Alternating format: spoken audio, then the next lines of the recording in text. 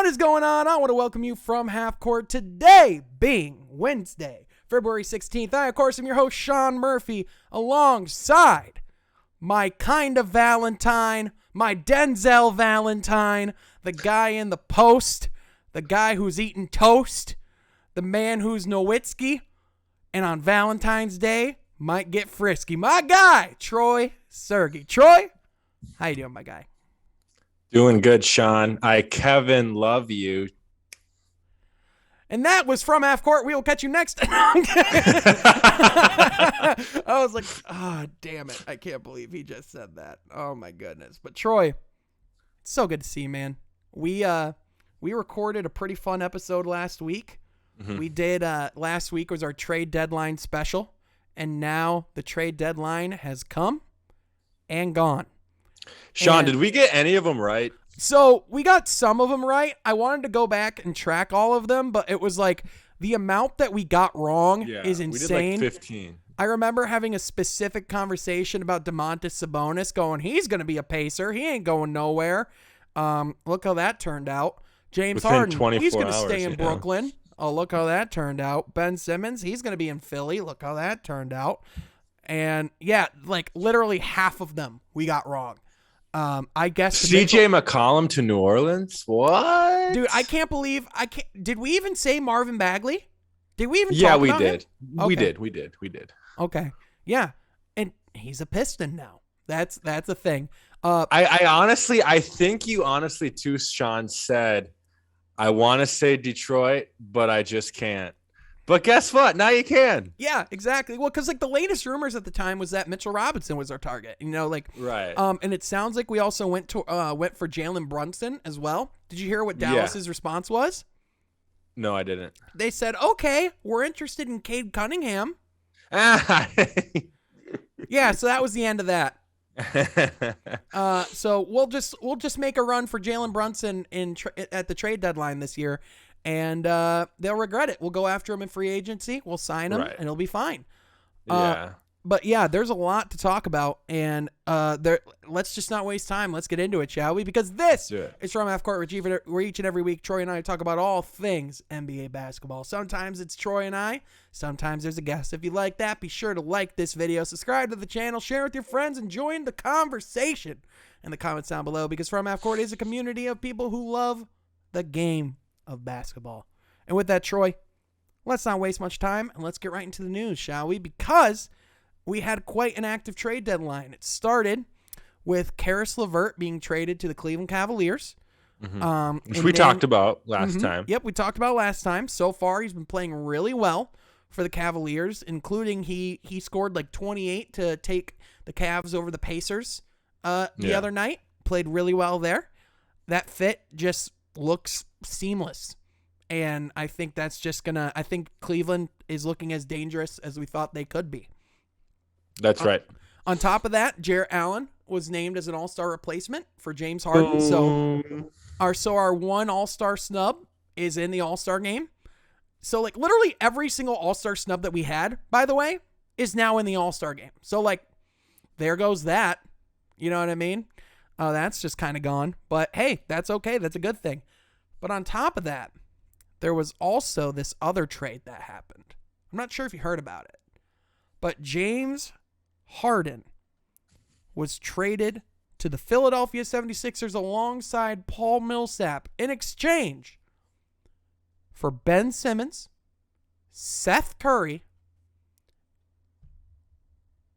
Andre Drummond, and 2 first-round picks. Troy, when you saw the deal, what was your first reaction? Right. So I remember how Twitter kind of like teased this. Oh, yeah. Like literally the day before, it was like Brian Windhorst was like, yep, they're talking. They got Matisse Thybulle in there, but they don't want to trade him. They're talking about throwing in Tyrese Maxey, like all that kind of stuff. Yeah, that's what I'm referring to. And remember also 14 months ago when he requested a trade out of Houston, Harden, and that was also that potential of James Harden going to the 76ers way back last year, and that, of course, fell through. But remember last podcast, we even said, Sean, that Philly's kicking themselves because they could have had James Harden. Well, now they do have James Harden. Yeah. So yeah, I guess what was running through my head was, man, one, Harden probably really wanted out of Brooklyn, like really wanted out of Brooklyn. Yeah. And they got some good assets out of that, because I think not only did they get Ben Simmons, which again, we really don't know what Ben Simmons can produce right here, right now, because we haven't seen him play in almost 12 months. But Seth Curry had 24 tonight. We know what he's capable of doing. We know that a rim runner and second unit Andre Drummond, that feels so good to call him second unit, Andre Drummond, asset to that team too. So I think, they have assets, and the first round picks too. Philly needs to understand that they are in serious win now mode now with Harden. Yep. Like they have to. If it doesn't happen now, it won't happen. Correct. So, yes, they upgraded. Yes, they did get better, but they got better short term. Yeah. They're not the better long-term team. If Brooklyn doesn't win this year, that's fine. Yeah, that's absolutely fine, because more than likely they can bring back Kyrie Irving on a more team-friendly deal. More than likely he's going to be able to come back next year and actually play full-time. He could even play full-time by May. There's talks that the city of New York could possibly look at lifting the vaccine mandate. Right. As of right now, there's not a ton of talks heading in that direction. However, it is a possibility. There's no chance he gets the vaccine? No. Okay. If he hasn't gotten it now, he's not going to get it. I mean, the only way I see that happening is if they truly believe that they could win a championship and it's playoff time and Kyrie, there's no signs that they're going to lift the mandate. That is the only way that happens. But even then, Kyrie Irving has to know in the back of his head that would be a reality, and that it sounds like he'd be willing to miss those games. Sure, I think you, with everything Kyrie has done and just his whole attitude towards this, you just can't really say that, oh, well, he'll just wait, or he'll just be, he'll do the sensible thing, because that's not true. You know what I mean? It just hasn't happened. So I think all around, it's, if we're waiting for James Harden for Kyrie Irving to do the thing that's best for the team, I just think that you're holding out hope for something that's just not going to happen. On top of that, I think Ben Simmons is a perfect fit with the Brooklyn Nets in a basketball sense, because first of all, he's on a team he doesn't have to shoot, because he has Kevin Durant, he has Kyrie Irving, he has Seth Curry. There's not a whole lot of room being taken up in the paint, and even then, if it is, it's by guys like Nicholas Claxton, who's not an offensive threat. So more than likely, they can run sets where Claxton's not in the rim, and they can run ISO with Ben Simmons and have four guys out in the 3-point line. So that's going to be something that could potentially be lethal, and something that Brooklyn could build around going forward. He can really play that supercharged Draymond Green role for the Nets too, which is just a role that fits Ben Simmons perfectly. You know what I mean? So I think with that, Brooklyn in the long term has a really interesting situation, and they have those 2 first-round picks as well, which they can go out and get more talent in the summer, trade for a guy like possibly even like a Jeremy Grant. Who knows? They can go and add more talent to that Brooklyn Nets roster. And I think for the 76ers, Daryl Morey won the trade in the sense that he got the superstar that he was looking for. However, an interesting thing to note, at the beginning of the Ben Simmons saga, Daryl Morey said that he wanted multiple first-round picks back in exchange for Ben Simmons.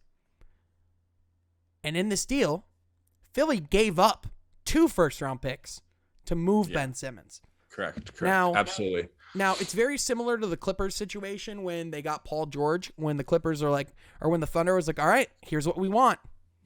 It's very similar to that, right? Because they're like, all right, you want James Harden? Here's what it takes to get him.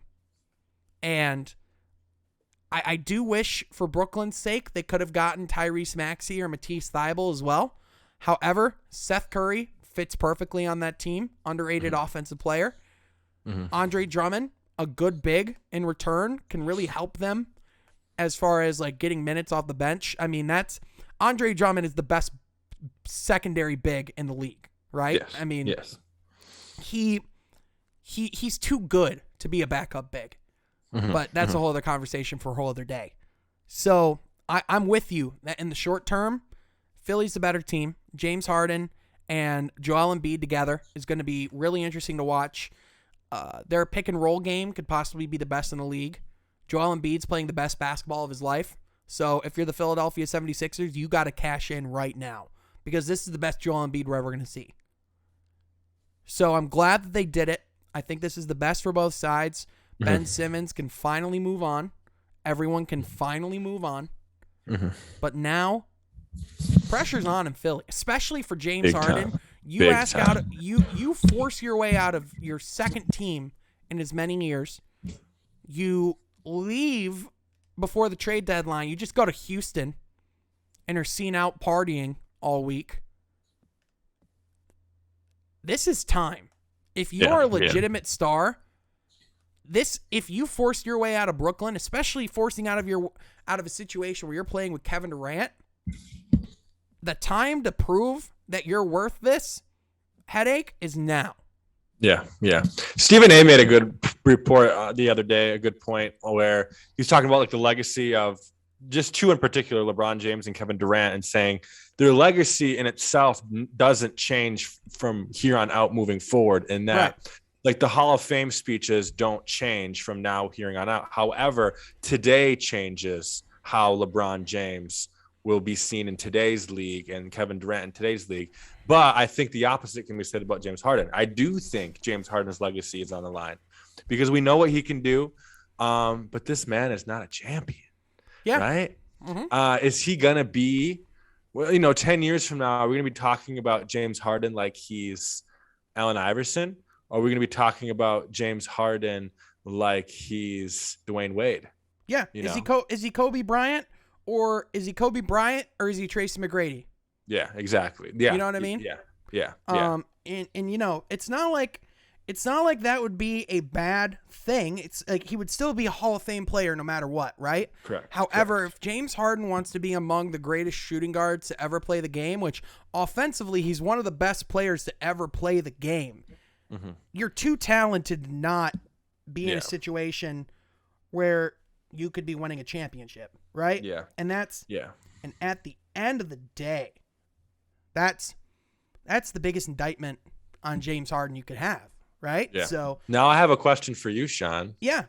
Will you be rooting for them? No. Me neither. Absolutely not. No. First of all, Philly was already my least favorite team in the league. Yeah. So that didn't help. In addition, I don't like players forcing their way out of a situation. I will say I'm happy for Joel Embiid. I'm also really happy for Ben Simmons. I want to root for Ben Simmons now that he's in Brooklyn. I like Brooklyn. I love Kevin Durant. I want to see that team succeed. I want Ben Simmons to prove the haters wrong. I want to see the redemption arc because of everything that he went through. Now, I'll be critical of everything he did in Philly. He did the exact same thing. He forced his way out of a contract that's not professional. However, he almost didn't have a choice because of everything that happened in Philly and how he was being treated and scapegoated, right? And it's going to be really interesting to see how he just handles the whole situation because, it's a very similar thing of your ass is on the line too. Yeah, big time. You know what I mean? So it's going to be really fascinating to see what happens because. And I feel like we really can't, we don't really even know who Ben Simmons is even before all of this. You know what I mean? Like we know he's athletic. We know what he can do, but the way he choked in the playoffs last year compared to what we honestly know he's capable of, it's such a mixed message situation that I don't know if we can truly even analyze who the heck Ben Simmons even is as a basketball player. Like I really think it's that clear. Yeah. I mean, legacies are going to be defined here real quickly. And we're going to figure out a whole lot about not just Ben Simmons, but about James Harden, about Joel Embiid. Because here's the other thing too. James Harden in playoffs has historically underperformed. Historically has not been the same guy. So now what is he going to be when he's with Joel Embiid? This is probably his most talented team that's actually been able to be on the court together. Brooklyn, yeah, I mean, you could argue 2012 Thunder, but he's not the same player that he was then that he is now. Yeah, and Kevin Durant wasn't the same player either. Kevin Durant was one of the best players in the world, but Joel Embiid, not to spoil. He's making an MVP case season. Oh yeah, he's a name that we're very much going to be talking about later in the show. So, for a guy like that to be as talented as he is, and to not have a ring, not play well historically in the playoffs, it's time to put up or shut up. Mm-hmm, mm-hmm. And that's where we're at. So yeah, and look what Philly's done too. Remember when they brought in Jimmy Butler for the season, right? Mm-hmm. And then they really tried to develop Ben Simmons last year and came up short. So really, trusting the process. Remember all that, and now you're here. And even through the good part of the process, the result of the process, you're still not producing. And now you got a guy like Harden, who I think is hungry. I think he is. Well, with his weight, we've seen he's been pretty hungry at times. Yeah. Yeah, you know what I mean. Yeah, I know what you mean. You know what I mean, though, too. That's the thing. We both know what each other means. It's a pro Taco Bell podcast, by the way. Yes, it is. We are very pro Taco Bell on this podcast. We always will be. Always will be. Quesarito slaps. Ooh, wee. Troy, what's your go-to? Is this the same in Michigan or in Ohio? You're not allowed to order the quesarito unless it's through the app. Yeah, it's nationwide. That's why I only order through the app now. Oh, okay. Gotcha. Mm-hmm. Anyways, go on. Yeah, that's a whole other conversation for all day. Troy, we got to have a Taco Bell podcast at some point. But anywho, with that trade was certainly interesting. But there's also a trade that we've covered on a couple of the podcasts here on the channel, but we haven't talked about here, the Tyrese Halliburton Domantas Sabonis trade. Now, absolutely. Now, I want to clarify something before we start. On my TikTok, which by the way, I'm making a lot more TikTok content. So if you're not following From Half Court on TikTok, you should. A lot of good content on there, especially over the trade deadline. And I talked about the Kings trade, and I called it one of the worst trades in NBA history.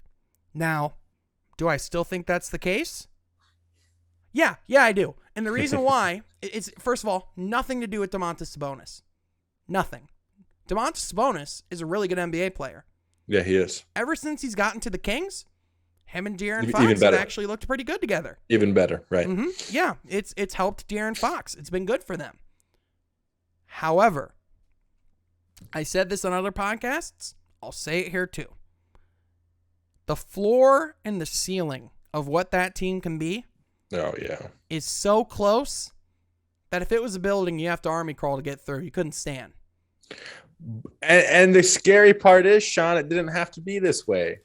Yep, because here's the thing. Now, obviously, the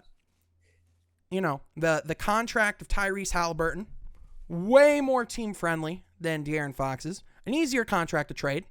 I'll give him that. However, you trade the guy who not only wanted to be on your franchise, but the guy that was excited about being on your franchise, the guy who literally said that he wanted to be the next Chris Webber for the Sacramento Kings franchise, that he wanted to help bring in and initiate culture and initiate change. And yet, you just let that guy out of the building. You trade him in a matter of 30 minutes. If you read that article that Tyrese Halliburton wrote for the Players Tribune, that is a guy who was crushed. Put it in the link, Sean. Put it in the link. Yeah, absolutely. So I will go ahead and share it to you. And I'll also even read some excerpts from it as well, because it's a pretty insane story. So, first of all, like I said, it's on the Players Tribune. So be sure to check that out in your own free time. I will send it to you right now, Troy. But essentially, I'm going to read some excerpts from that article right now, just so that you can get a little bit of a sense what it's on. So first of all, the article's called Life Goes On. And it said, 30 minutes. That's all it took. Last week, in the span of a half hour, I went from feeling like I'd be in Sacramento for the next decade to experiencing the biggest surprise of my entire life. It all started at 10 a.m. in the morning on Tuesday, 2 days before the trade deadline. When my agent called, I was just finishing up breakfast at my house, and the first thing I thought was maybe he was calling to give me the inside scoop on some players our team was looking into getting. Nah. Hey, man, I just wanted to get in touch because I think you might be getting traded. And he goes on to talk about how he literally went in the bathroom and he bawled his eyes out. And he literally had the feeling of like a friend or a family member died. And he talks about how much he loved playing in Sacramento. And he even talks about how he went into the players group chat just so that they could hear it from him first. And he said, I just got traded to the Pacers. I love y'all boys. And everyone responded with the exact same comment. Shut up. Stop playing. Why you joking about this? Cap emoji. You're lying. And get the fuck out of here. Mm-hmm. Yeah. And normally we hear about the business of trades. We look at these things and we go, oh, that's crazy, dude. But trades are personal. Mm-hmm. And when you as a franchise allow a guy like that out the door, what are you doing? Because Tyrese Haliburton, in my opinion, is a better player now than De'Aaron Fox and is a better player going forward than De'Aaron Fox. Big time. Big time. Yeah. We saw Tyrese Haliburton flourishing in his time in Sacramento, especially when he started to get those main ball handling responsibilities. And he's a 40% three-point shooter. A great three-point shooter. He's been amazing for the Pacers already. Mm-hmm. But Troy, am I overreacting here? No, you're absolutely not, Sean. And I think another part that you got to look at this too is they got Tyrese Haliburton in the draft, okay? Not the top 10 even. They got him in the 11th pick. Now, Sacramento is notorious for getting draft picks wrong, right? Yep. I mean, remember Thomas Robinson, the 4th pick, right? And even I know he's in Detroit now and we kind of love him already. Yeah, we'll talk about him in a minute, but Marvin Bagley. Yep. Yeah, guys like that, where they're good, but they just don't hit picks, Sean. And normally they're in the top 10. And to get a guy like Haliburton at 11 and to see, one, his production, but two, his love for Sacramento. I know it's the West Coast, I know it's California, but when you think of Sacramento teams, you think of LA, right? Or now even Golden State even too. You don't think of Sacramento. The fact that he embraced Sacramento, I think that's a lot about his character. Yeah. But I just don't get, you get a draft pick right. You actually get him right. And he gets moved. Now, if it were De'Aaron Fox for Sabonis, we'd be having a conversation on the podcast about it, but I don't think we would go in this extreme depth about it, right? But yeah, I think he is going to be absolutely beyond beloved in Indianapolis now. Yep. I think that culture in Indiana will absolutely adore him in every way, shape, or form. I think he is now the face moving forward. Yep. Which is amazing. I honestly think the fan base, I know how devastated he was about Sacramento, but if there's any other culture that he is going to feel at home with real quick, it's going to be this one. Yeah. In my opinion. So I honestly, in a way, for Tyrese Haliburton's career, especially if they're serious about rebuilding moving forward, I think this is a blessing in disguise. Oh, absolutely it is. And listen, he gets to go play for Rick Carlisle. He gets to go be in a Pacers organization that historically does draft well. An organization that has a lot of talent already. And he even says in the article that he believes that the Pacers can be dangerous in the Eastern Conference and soon. And quite frankly, I kind of agree with him. If you look at if Tyrese Haliburton keeps growing every year, if Chris Duarte keeps playing the way that he does, if Miles Turner and Tyrese Haliburton play really well together, Jalen Smith was a low-key really good get for them as well. this team could be pretty good in the next couple of years, especially they're going to get another lottery pick this upcoming year. Look out for Indiana. Yeah. And I think very quickly we could be looking at the Indiana Pacers and saying this is a better team than the Sacramento Kings. Yeah, very quickly. 100%. Very 100%. Quickly. Now, don't get me wrong. Domantas Sabonis, good player. Yes. He's young. He's 25. He's a guy that you can build around towards the future. Domantas Sabonis isn't going to be better than what he is right now. This is Domantas Sabonis. And Domantas Sabonis is a good basketball player. But again, he's the kind of player that you can't build around to get a championship team. He's a guy that could probably be the third best player on a championship team. Mm-hmm. Maybe fourth. Mm-hmm. But now you're going to have to commit max dollars to him. You're going to have to commit to the De'Aaron Fox experiment, which, by the way, terrible shooter. Yeah. Terrible shooter. It's not that he's bad. He's terrible. He is a Russell Westbrook tier shooter. Yeah. And this kind of hurts his career now, too. Like you said, he could be a fourth option on a championship team, a third option even, too. But now you put him in Sacramento, man, who hasn't made the playoffs since 2002. Mm-hmm. Yeah, exactly. The longest playoff drought in the league. Mm-hmm. Potential, I think, maybe even of all time. Yeah, it's heading towards all time, if it isn't already. Literally, they haven't made the playoffs since I was 8 years old.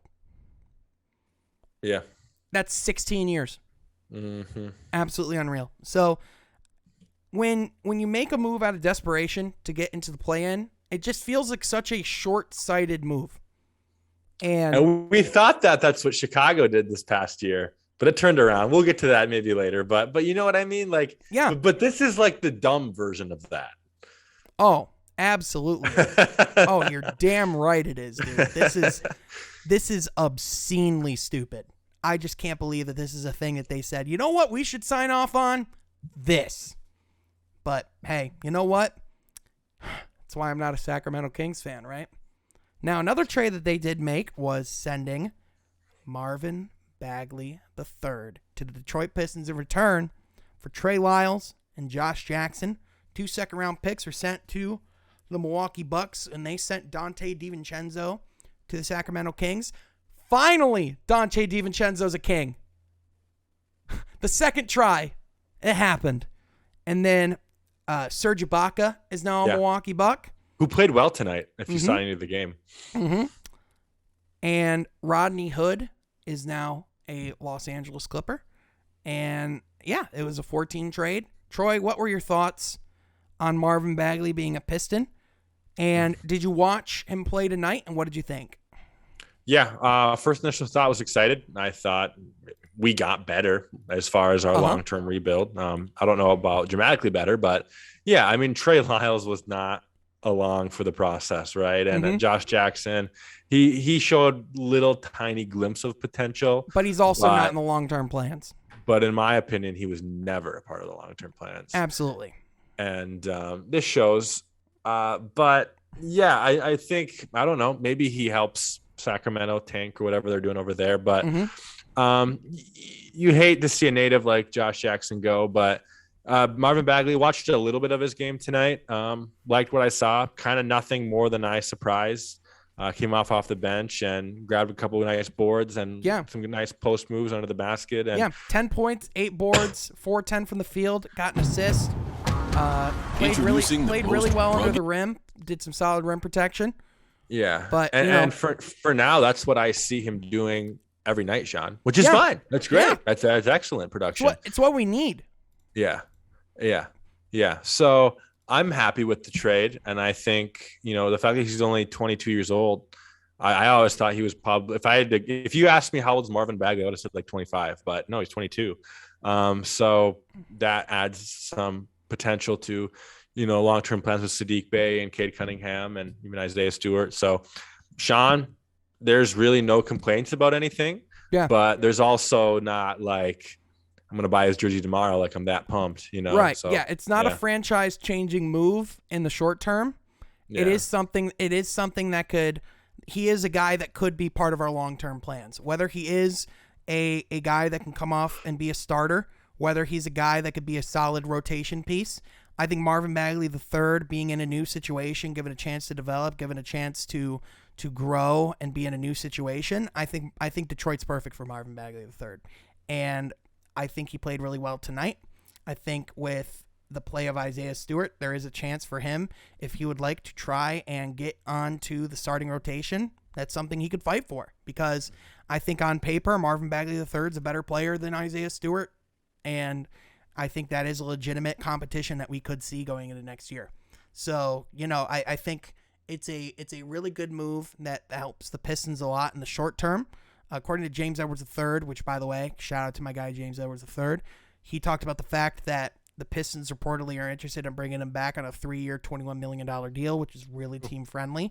Lock him up for 3 seasons and sell him $7 million a piece is a really good deal for us. So yeah, I think so too. So I think that's something that the Pistons certainly want to do. And ultimately, we didn't give up much, and we still have a second-round pick in every year. And when Troy Weaver said that he wanted to stock the cupboards with second-round picks, this is why. This is why. And by the way, listeners, Sean actually met Troy Weaver on Friday night in Detroit at the Hornets Pistons game. Can we quick 30-second, 45-second talk about the story on that? And the game itself. Just you got to watch some awesome players, LaMelo Ball play, Cade Cunningham play. So talk about that. I saw both Ball players in person this year. Yeah, I saw both Ball brothers. Yeah. So I went to Hornets Pistons on Friday night. Had a lot of fun. Watched my Pistons absolutely get curb stomped by the Charlotte Hornets. I got there at 5:30 when the doors opened, and I asked if I could move down closer to the court. And they were like, "Yep, you can head down to the front row to watch warm-ups and stuff." So like the front row right before you get into like courtside and everything. So I'm like, "Heck yeah, of course." So I head down there, and I'm sitting there watching warm-ups, and right in front of me is Troy Weaver. And I'm like, oh, heck yeah, Troy Weaver. And the guy in front of me, the security guard's like, yeah, he's actually going to cut right through here. And I'm like, I'm going to see if I can get a picture. And the security guard's like, he might not say yes. And I'm like, hey, that's fine. I want to at least try. And so all of a sudden, Troy Weaver walks through, and I'm like, excuse me, Mr. Weaver, sir, I'm a big fan. Can I get a quick photo with you?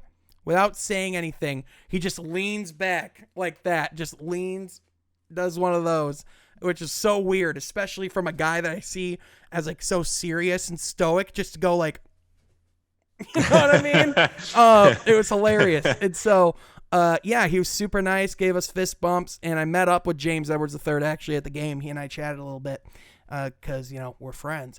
And he was like, did you get any autographs? I was like, I didn't get any autographs, but I did get this picture with Troy Weaver. I show it to him. He laughed. He was like, I might have to give Troy a hard time about that. And he was like, I've never seen him take a photo with a fan before. Wow. So apparently I got a little bit of a relic. I wonder if he knew of you, Sean. I wonder if he knew of you. No chance. No shot. However, it'd be nice to think that he did. You know what I'm saying? Mm-hmm. But yeah, with that, I got to meet Troy Weaver. Pistons, we still suck. We currently have lost 8 in a row, and we have one more game till the All-Star break. And I'm just, I'm looking forward to this season being done for them because I think it's been a really rough one. Cade Cunningham still shows flashes of greatness. He struggled a little bit since coming back from injury. This was only his second game back. It does kind of suck. It's like every time it feels like Cade gets into rhythm, something happens, which is a little bit of a bummer, but that's just how this season's going to go. So it is what it is, But let's touch on. Oh, go ahead. No, you go ahead. I'll just say let's touch on the Pelicans quick. Absolutely. Before we end. So that kind of came immediately on Monday, right after the Karis LeVert trade, CJ McCollum to the Pelicans. Norman Powell was involved in that trade as well. No, he was before to the Clippers, right? With Winslow. Yeah. Yep. Yeah. Okay, so McCollum to the Pelicans. Josh Hart was involved in that trade. And I don't really know what New Orleans is trying to do, but it's interesting that he's out of Portland now, and that I guess, I don't know, frees up Dame, I guess, for this summer. We'll have to see what goes on there. But I think this shakes up the league. I really think more so this trade now the eyes are on Damian Lillard. Is what I see. So I think for New Orleans, I think it allows them to push for the play-in tournament. It brings in a guard that can create his own shot, which they were in dire need of.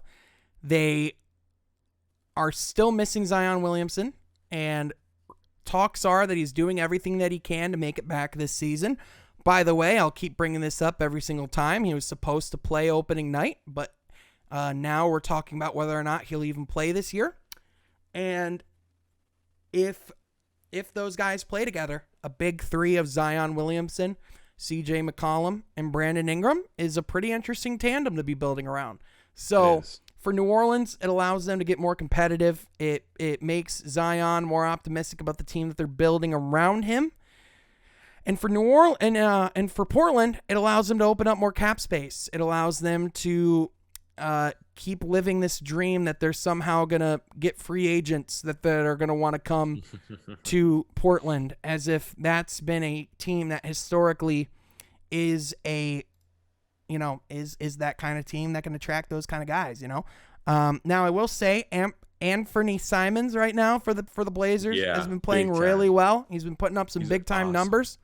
Now I will say, pretty much because no one else can get the shot right now other than Anthony Simmons.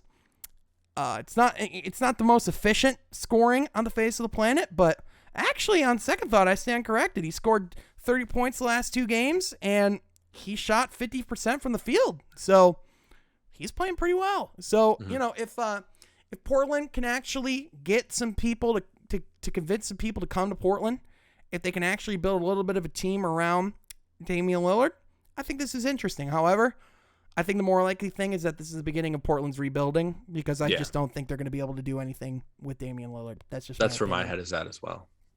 Yep. So, I think for New Orleans, it's an interesting move. I'm intrigued to see what they do. However, I can't help but think about the fact that I just can't help but thinking about the fact that they had Gary Trent Jr. in the building. They or New Orleans, they had Drew Holiday, they had Lonzo Ball, they had Brandon Ingram and Zion Williamson. That was their core. Why did they blow it up? Yeah, it's hard to even imagine, because especially now what we see Drew Holiday doing in Milwaukee, Lonzo very much contributing. I know he's out right now, but for Chicago, and then Ingram's kind of your best player. Mm-hmm. So, yeah, interesting. Interesting, Sean. Yeah. I have nothing more to say. Yeah, it's going to be pretty interesting to see what happens. But now, Troy, it is time for our topic of the show. And today's topic of the show, it is the All-Star break in the NBA. And with that, it is time for the midseason awards. Now, of course, it's about 2/3 of the way through the year is always when the All-Star break lands. So about 26 games after the All-Star break, and a lot of players have been doing a lot of things, and this year has been pretty surreal. And I think there's a lot of really interesting awards to go through, and I don't think there's a better one to get started with. We'll kind of go from the bottom up. Let's start with the Coach of the Year. Troy, who do you have as your Coach of the Year, and why is it Monty Williams of the Phoenix Suns? Yeah, I was kind of debating here. Chicago. I'm blinking at Chicago's coach right now. Oh. Come on. Are you blinking too? Yeah, he was the coach of Florida, and then he was the coach of I see the face. Yep. I see the face. Yep. I'll look it up, but keep going.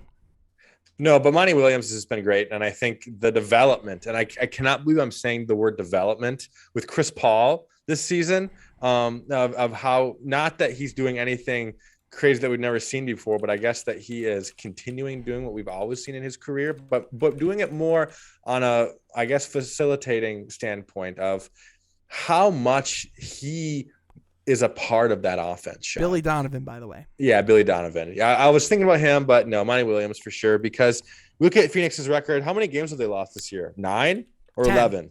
10. Okay, in the middle. 10 games. They have as good of a record at home as they do on the road.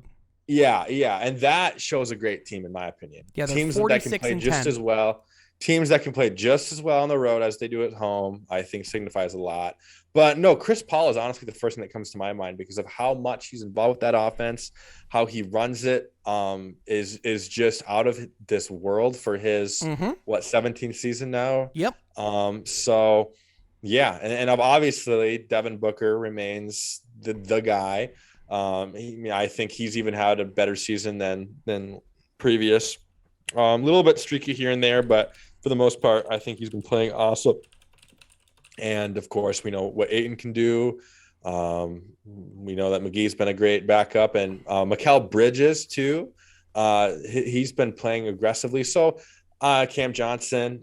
So I think, Sean, why it's him is that he can put any rotation out there. He can put any guy on the floor on his team, and they know their role and they know what to do, and they do it their 110% best. They're never outcoached any night. They're never outcoached, and I think that's your argument right there of why he should be coach of the year. So, and I think Monty Williams just has a good personality too. Yeah, so that gives him brownie points. They rarely lose. Do you know the last time they lost 2 games in a row? Never. It's been a month. They lost. It was the end of December. Okay. It's the middle of February. They haven't lost 2 games in a row since the end of December. Says a lot. Don't know what else you could be doing. And, and Steve Kerr's obviously in that conversation. I think Billy Donovan's also someone that's in that conversation. Eric Spoelstra's always somebody that does an amazing job, and he's got the Heat looking great this year. But it's Monty Williams, right? Yeah. I mean, just the way that he's commanded that team. They love him. They respect him. He's the perfect coach for them. I think another guy that you could throw in there is J.B. Bickerstaff over with the Cleveland Cavaliers. Even Rajon Rondo said that's one of the best coaches he's ever played for. Yeah, and that says a lot, too. Think of all the great teams Rondo's been on. Doc Rivers, man, coached Rajon Rondo. Yep.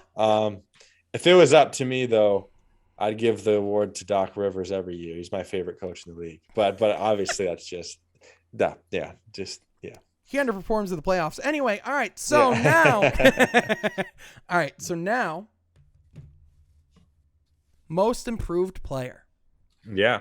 This Troy. One has a lot of conversation. Yep. Like so much conversation. My initial thought is still Jordan Poole. That's my answer. Okay. But was it Alfred Simmons? Is that Alfred Simmons from Anthony? Anthony Simmons from Portland. He's been playing absolutely outstanding. Tyrese Maxey as well. I would have to put on that list. But for me, Poole's just had an impact on the Warriors that we didn't see in previous years. And I think he's a guy that can really get a buck. Kyle Kuzma, he was kind of my at least starter for the award in the first week. And I think he still has to be a part of that conversation. Yeah. But for me, Poole's just impacted the Warriors too much this year. Of course we see Steph still being Steph, but I guess I didn't think of how well the Warriors would be. I would not have predicted the record that they have right now of being a top 5 team in the West. Top 3, really. There are some big names you're missing on this list. Yeah, I'm sure there are. But that shows you the depth of the league. But who am I missing, Sean? All right, let's start with a couple. Are you ready? Well, DeMar DeRozan. But I was looking for him for MVP. No. Okay, he's too old to win that award. Okay. You're missing some big ones. Okay, who First am I missing? Of all, John Morant. Well, I have him in MVP category, so I don't think it's fair. All right, that's fair. How about Miles Bridges? Okay, definitely missing him. And how about Darius Garland? Yeah, big one. How about DeJounte Murray? Yeah. Oh, yeah. Probably the biggest one. I was like listening to you. I was like, yeah, that's a pretty good list. And I'm like looking at the odds. You're like in like the bottom of the odds list of like the most improved player. Like you're like, I'm gonna go with Jordan Poole. I checked his current odds are at plus 15,000. Currently, I would say my most improved player would have to be, I would say Miles Bridges personally. Yeah. I think he's become a legitimate 3-level scorer in this league. I think his shooting even if the percentage isn't technically up, his shot's much more of a threat than it used to be. He's shooting it at a higher volume. He's doing other things on top of his athleticism, and he still has his athleticism. He's become a legitimate 20-point-a-night scorer.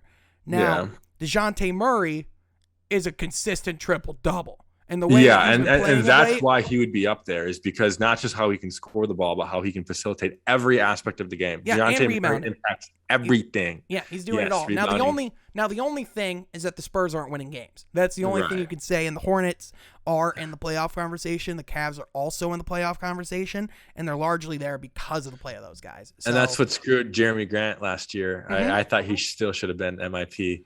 Yep. But now trade him, right? Screw him. I guess everyone hates him now, but that's a whole other conversation for all day. That's fine. I'm not bitter about it, but I'm keeping a list. But Darius Garland too. You mentioned him on his list. I mean, he's been arguably number 1, number 2 option on the Cavs team this year. Yep. So, yeah, absolutely, man. There's a lot of this. It's the hardest award to pick, in my opinion. Having said that, I'm personally going to go with Miles Bridges, but that's just me. Okay. I'm going to switch actually my answer to DeJounte Murray because he does impact the game on every level, but unfortunately Spurs aren't winning. But my opinion, that shouldn't change because it's most improved player, not most improved player on a team that's winning. So I agree. DeJounte Murray is going to be my revote. Yeah, I agree. I like that. All right, Troy. This one might be the easiest award to pick. 6th man of the year. Who you got, and why is it Tyler Hero?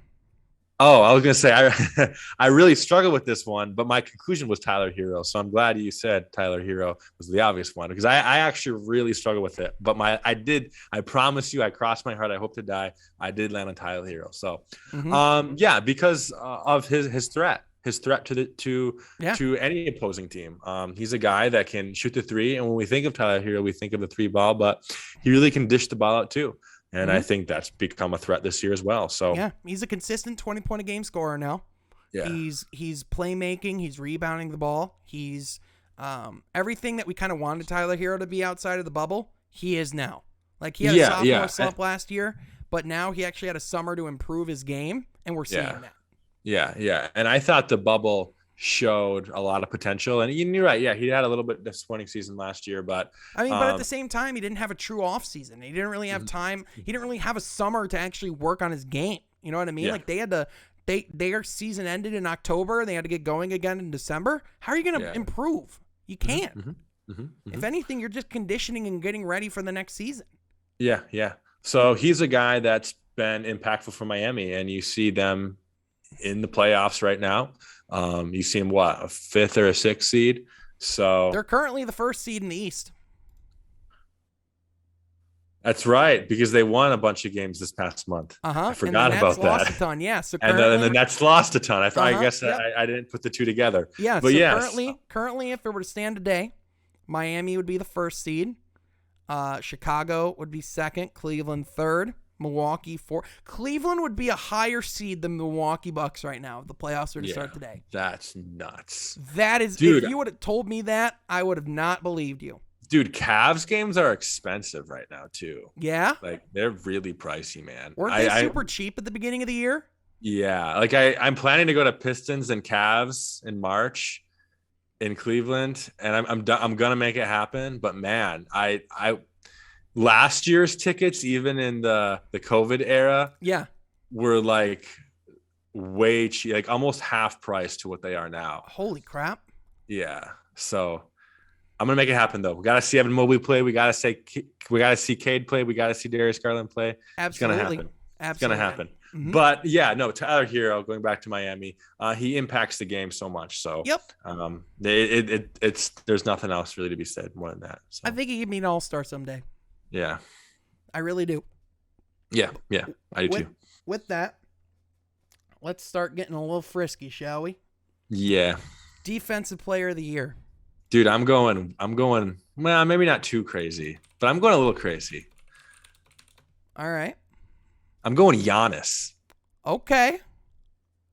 I like it. Dude, the guy's a freak, man. Like, the guy blocks shots. He steals. He impacts his team substantially better than any other player on the defensive end, in my opinion.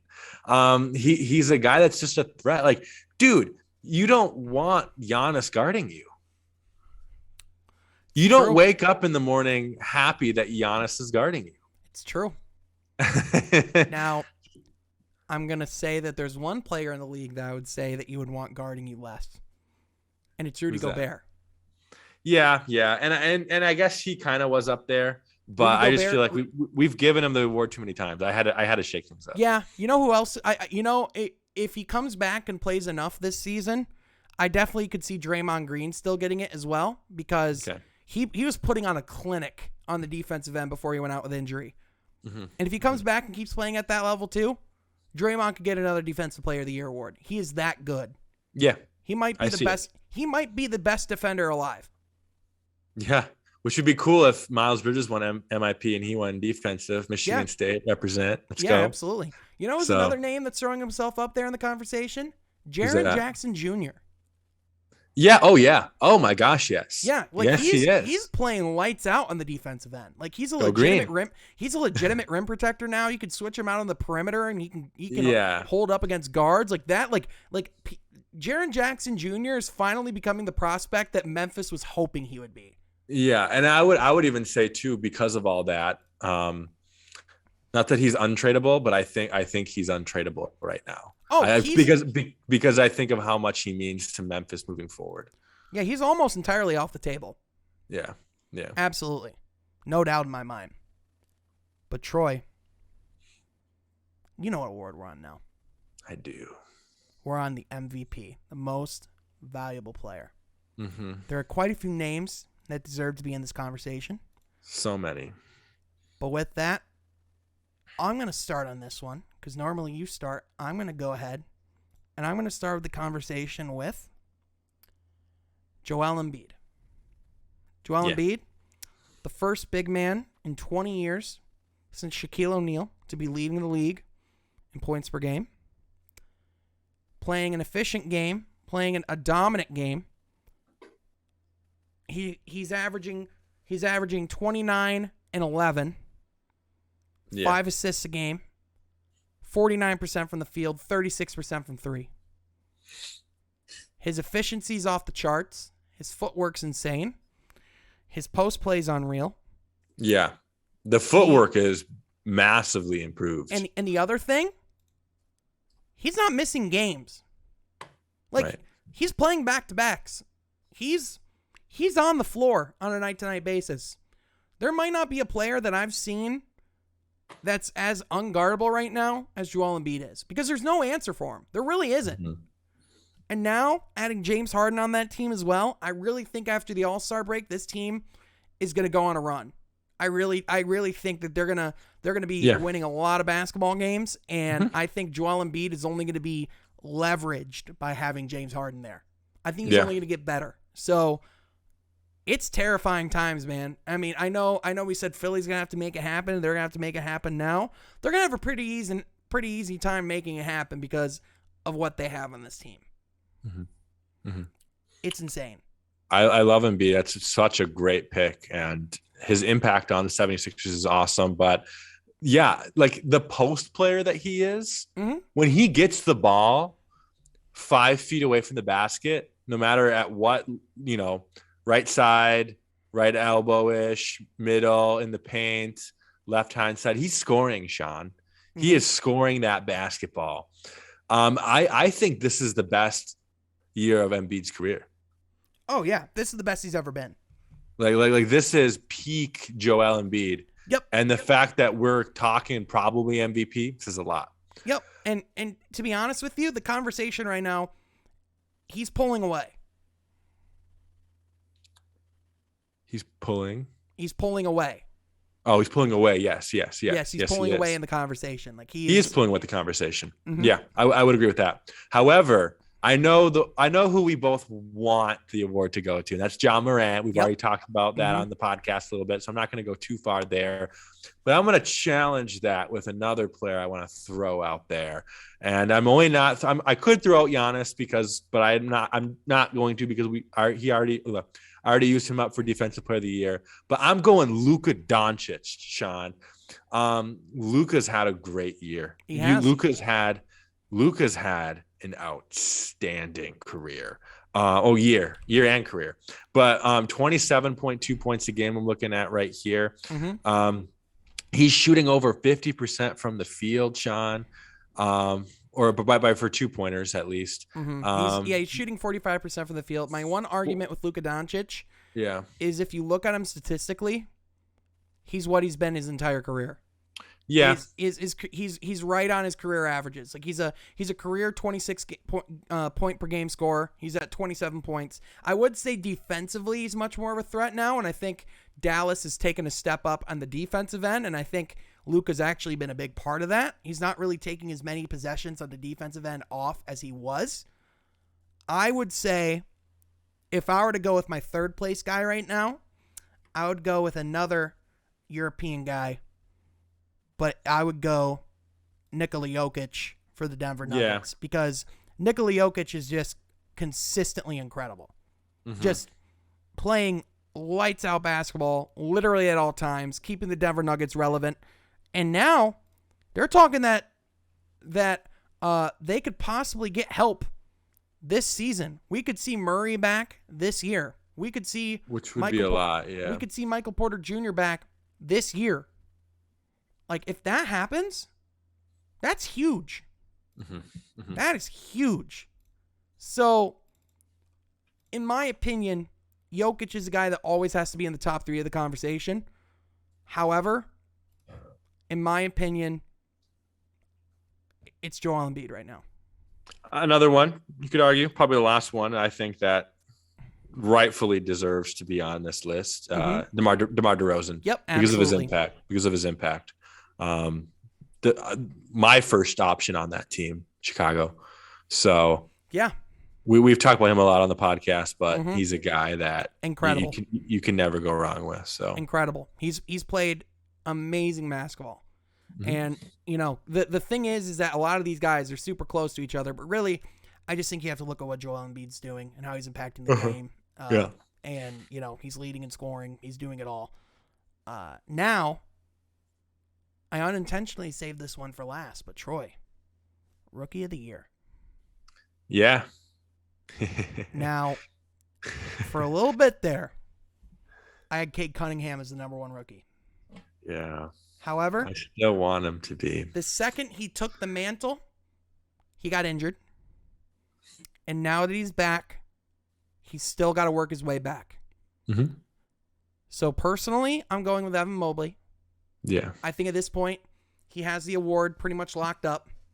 I think he's been incredible. I still think Cade Cunningham's the best rookie, and when he's been at his peak, he's been the best rookie. However, Evan Mobley's having an amazing rookie year, and they're a third seed, and he's a big reason why they're winning games.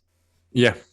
There's no other choice. It has to be Evan Mobley, and he's a guy that we were scared about coming into the draft. Of course, you can go back to our earlier podcast, and Sean and I didn't really have a lot of good things to say about Evan Mobley. Not necessarily bad things, but just not a lot of good things. We were scared. It's our worst aging take.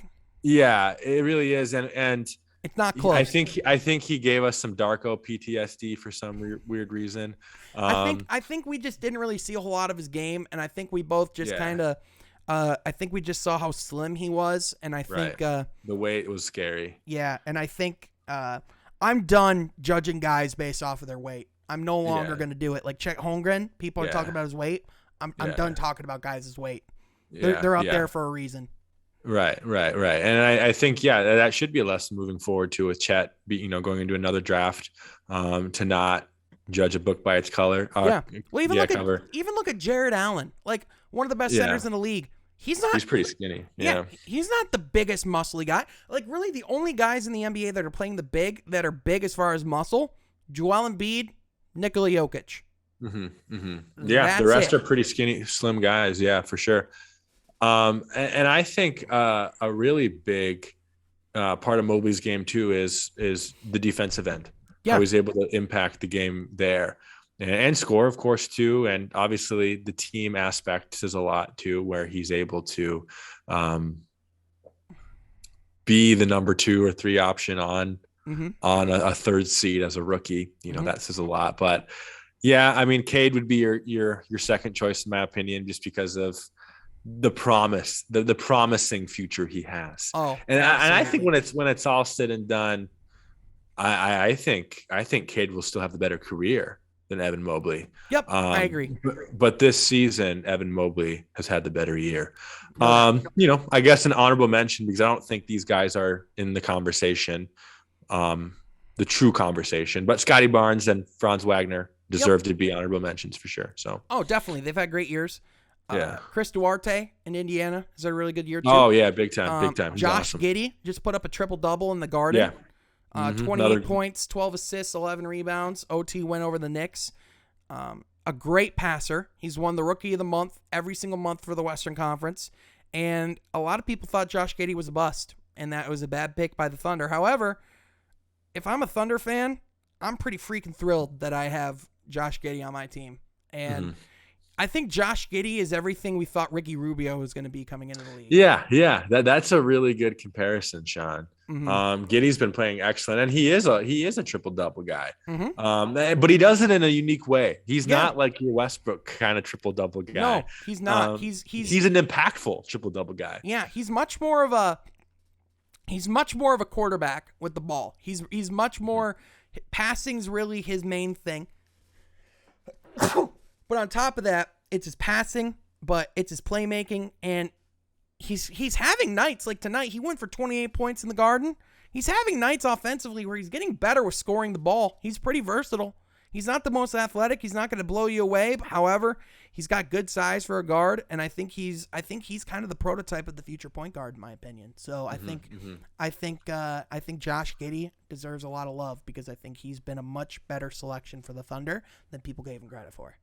Yes, Giddey will be shaping the league from here on out. The type of player. Let's just say, if I'm a Thunder fan, I'm pretty giddy about his performance. Yes. I like that, Sean. As you should. But now, Troy, it is time for us to end the show the only way that we know how, and it is by going from Mount Rushmore. This is one of the first times I don't even know what you have planned, and quite frankly, that has me excited. So, Troy, what are we talking about today? Yeah, we're actually going to Springfield, Massachusetts today. We're just having a conversation about something maybe we could have, should have, would have started to have a long time ago. And that's just the history of the game we love, and how it spread, not just in the United States, but across the world too. Let's just go back to 1890. Let's hop in a time machine. Let's get some wicker baskets out, and let's go to a YMCA with some wicker baskets and a peach. What kind of ball was it? It was a soccer ball. It was a soccer ball. Okay. In a peach basket. Yes. Weren't the peach baskets on the ground too, or were they elevated? They were elevated, but not 10 feet. Okay. So yeah, I will start the conversation, and I kind of want to talk a little bit just about the legacies and I guess the mentorship of the game and how it's evolved, the evolution of the game too. Oh yeah. And I think that's kind of what I mainly want to talk about today. But yeah, so James Naismith is a college physical education professor out in I want to say UMass, or one of the colleges out there, and he had the assignment to create a game, a sport, if you will, and teach it to his students and let the students have fun with his game. That was his assignment from the university to put forth. So the name that he called the the game was basketball. It was not basketball. It was basket space ball. And like I said, it was a soccer ball that would be thrown into a peach basket. I think 5 or 6 feet elevated off the ground. And I think maybe I can type in here original rules, but I want to say you had to pass a certain amount of times before you could shoot. I have it right here. Let me. Okay. Yep. Yeah. Bring that up, Sean. All right. Yep. So. Here's the original rules. The original rules were played quite differently because there was no dribbling, dunking, 3-pointers, shot clock, and goaltending was legal. Yeah. So, first of all, ball may be thrown in any direction with one or both hands. Yeah. The ball may be batted in any direction with one or both hands, never with the fist. A player cannot run with the ball. He must throw it from the spot in which he catches it. On top of that, the ball must be held in or between the hands. Arms or body must not be used or holding it. No shouldering, holding, pushing, tripping, or striking. The first infringement shall count as a foul, and the second shall disqualify him. Wow. A foul is striking at the ball with the fist. Violation of rules 3 and 4, and such described in Rule 5. If either side makes 3 consecutive fouls, it shall count as a goal for the opponents. Quick. Go back to Rule 5 here. So basically 2 fouls and you're out. I mean, and I think this kind of sets the precedent for 5 fouls you're out for high school and college, and 6 for the pros. Also, no substitutes allowed at the time. Wow. And there was no. I believe there was. Sorry, Tyler Hero. Yeah. And so, and the other thing too, I guess I didn't know this either. Not only did James Naismith was the founder of the game of basketball, he's also the founder of the Kansas basketball program. Correct. And I wanted to touch on that as well, because one of the boys in his class, when he was teaching the game, a couple years later, it was in the early 1900s, like 1906, was a guy. I just had his name pulled up here. I think his name was Pug Allen, Allen Pug. What one of the two names? And he absolutely became obsessed with the game. He wanted to know everything about it. And Dr. Naismith actually told him, like, hey, man, I invented this game for fun, like fun. I think he was going to school for, medical, doctor or something like that. Like, you have a job, you have a calling in life to do. This basketball game, you can learn lessons from, you can have fun with it, but that's it. That's all this game can offer you. But he refused to believe otherwise, and he wanted to be a coach. He wanted to train to others about the game. He wanted to know everything about the game. And when he was later in life, when he was an elderly man, in the 1960s, he became Kansas's coach, head coach, and he recruited a player by the name of Wilt Chamberlain, and very much mentored Wilt Chamberlain and got him ready for the pros. So to think that Dr. Naismith mentored him, then he mentored Wilt Chamberlain, which really set the precedent for, Wilt Chamberlain to follow in the footsteps of a guy like Kareem Abdul-Jabbar, right? And that kind of set the footprints for a guy like Shaq. So really the game started there and it evolved from there. So I wanted to make that point too, of, I guess, how the game has evolved from people falling in love with the game and wanting to change the game. And the game has changed for the better in many ways, but it starts with people having the vision, the vision to change. Go ahead. All right. So I want to go down a couple. I want to do some quizzes here real quick. Yeah. All right. What was James Naismith's record as a basketball coach? Ooh. I'm just going to go.